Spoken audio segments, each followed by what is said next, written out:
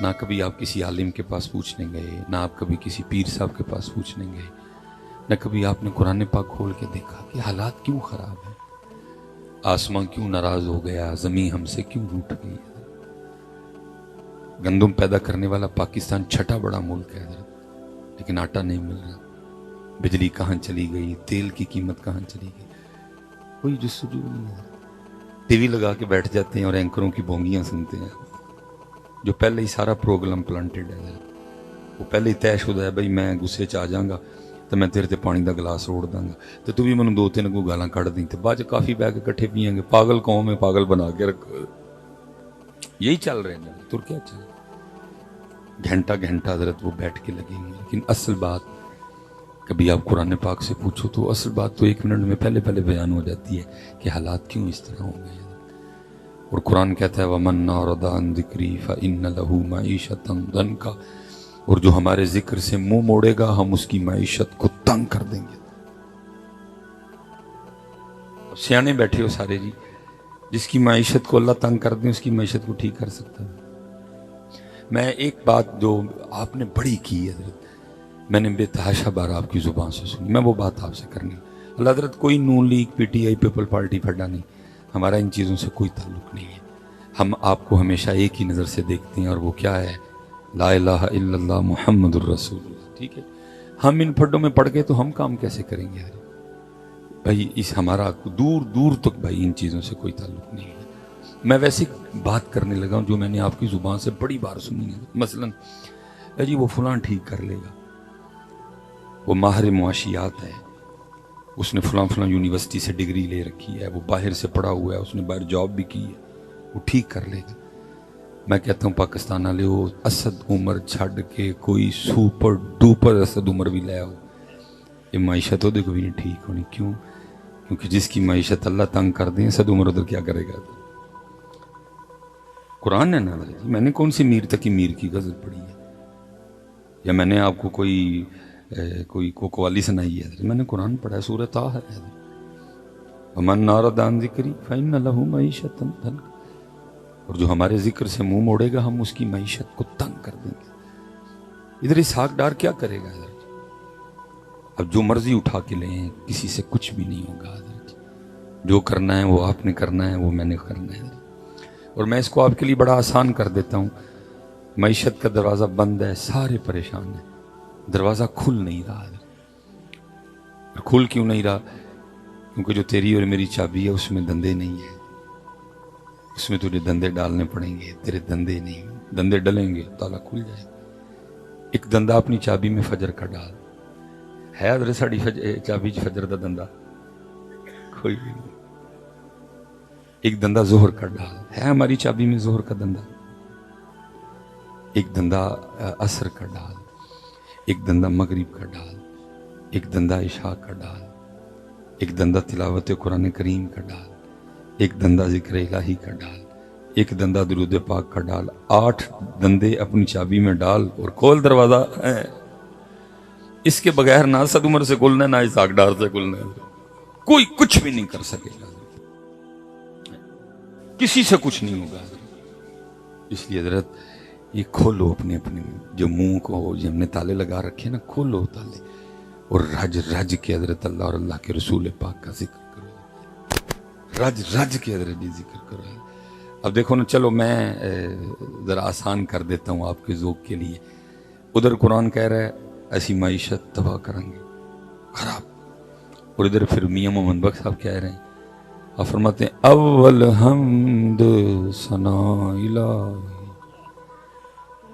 اول حمد ثنا الہی، تے جو مالک ہر دا اس دا نام پکارن والا کسے میدان نہیں ہردا۔ ہم اس لیے ہار گئے ہیں، ہم نے اس کا نام پکارنا چھوڑ دیا، ہم اس لیے ہار گئے ہیں۔ سب کچھ ہے، ایٹم بم ہے، بڑے بڑے ذہین فتیم لوگ ہیں، لیکن اس کا نام نہیں ہے۔ مسجدیں ویران ہیں، اب ہمارے گھروں میں قرآن پاک نہیں کھلتا۔ یہ تسبیح ہم نے سمجھا صرف مولویاں تے پیراں لئی آئی، چھوڑ دیا ہم نے اس کو، تو پھر کیا ہوا؟ میاں صاحب نے بڑے بڑے کمال سنے، لیکن اسی سے چسکے ہی لینے ہیں، اندر نہیں ہم نے اترن دیا کچھ بھی۔ دیکھو نا پھر آگے میاں صاحب کیا کہتے ہیں، آپ فرماتے ہیں جے او بیلی سب جگ بیلی۔ ساڈا کیوں نہیں بلا ان کو بیلی؟ کیونکہ وہ نہیں بیلی، ساڈا اس لیے کوئی بیلی نہیں، کوئی پرسان حال نہیں ہے۔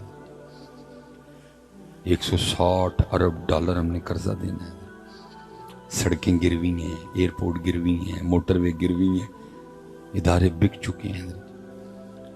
باہر کے اخباروں میں جی سرخیاں لگ رہی ہیں پاکستان برائے فروخت۔ کیوں بلا دے؟ وہ بیلی نہیں ہے، ہم نے اس کا نام لینا چھوڑ دیا، ہم اسے بھول گئے، ہم نے درود پاک پڑھنا چھوڑ دیا۔ تو میاں صاحب نے کیا کہا، جے او بیلی سب جگ بیلی تے ان بیلی وی بیلی۔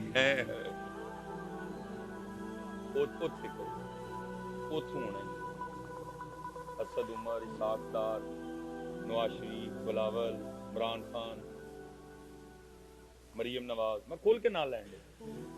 میری قوم تباہی کے دہانے پہ کھڑی ہے، میں ہوں بھی بندہ چولاں پہ ہمارا کوئی نہیں، جڑی گولی ساڈے نصیباں چ کھا لیں گے چپ کر کے، کہ میری قوم تباہی کے دہانے پہ کھڑی ہے، کسے کو کک نہیں جیونا، جنہیں دیر اس ذات میں نہیں چاہنا، اس کو راضی کرو ادھر، اس کو میں تو جی ترلا ہی پا سکتی، میں تو اپنے نعت خانہ نوں کہنا یار خدا دا واسطہ جی ہر نعت خان آخری کلام ہے ہی پڑھو تاکہ قوم کو کوئی شعور آئے۔ کیا جا زندگی مدینے سے جھونکے ہوا کے لا، شاید حضور ہم سے خفا ہیں منا کے لا۔ بڑا تسی انہاں نوں سناوا چھڑیا جی جہنم میں کیا میرا سایہ بھی نہ جائے گا، ہن انہاں نوں اے بھی سناوا، ناراض نے۔ زندگی جا مدینے سے جھونکے ہوا کے لا، ہم غم زدوں کے واسطے مجدے شفا کے لا، کچھ ہم بھی اپنا چہرہ باطن سنوار لیں، بو بکر سے کچھ زاویے عشق و وفا کے لا۔ دنیا تاریک مسلمان پہ ہو گئی، فاروق کے زمانے کے نقشے اٹھا کے لا، محروم کر دیا ہمیں جن سے نگاہ نے، عثمان سے وہ زاویے شرم و حیا کے لا۔ مغرب میں مارا مارا نہ پھر گدا علم، دروازہ علی سے خیرات جا کے لا۔ باطل سے دب رہی ہے پھر امت رسول کی، باطل سے دب رہی ہے پھر امت رسول کی، منظر ذرا حسین سے کرب و بلا کے لا۔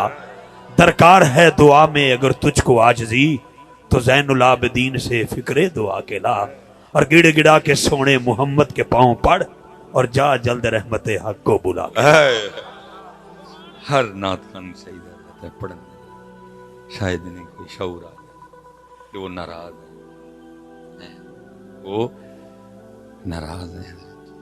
جا زندگی مدینے سے جھونکے ہوا کے، شاید حضور ہم سے خفا ہے منا کے لا۔ سب ٹھیک ہو جائے، لیکن پہلے جے او بیلی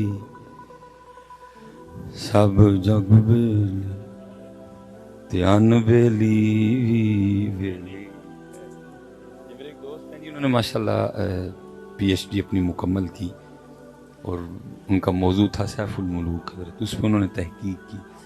اکثر و بیشتر ہم میاں صاحب کے اشعار سنتے ہیں، لیکن ہمیں اتنا نہیں پتا کہ اس شعر کے پیچھے وجہ کیا تھی، کیا ہوا کہ میاں صاحب نے یہ شعر کہا۔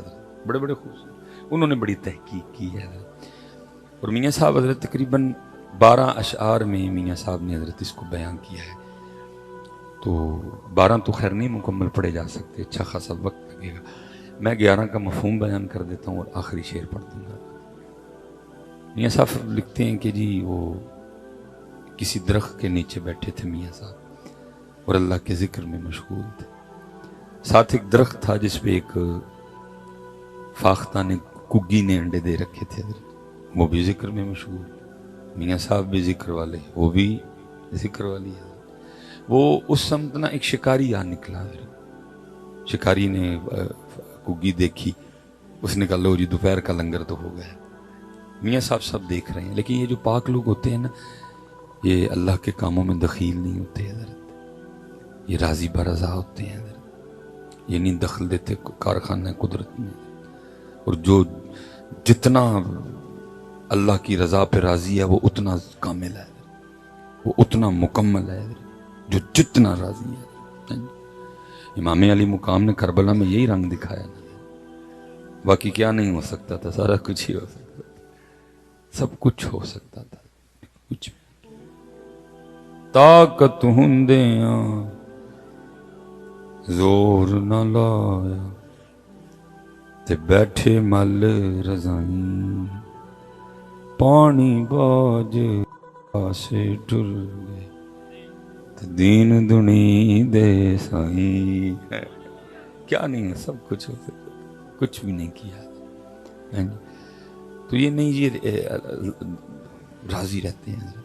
شکاری نے حضرت جی تیر نکالا، کمان پہ چڑھایا، کگی کا نشانہ لیا، کیونکہ کگی کی بھی ابھی آئی نہیں تھی، اس لیے اندر سے ایک سسٹم آن ہوا، خطرہ خطرہ خطرہ خطرہ۔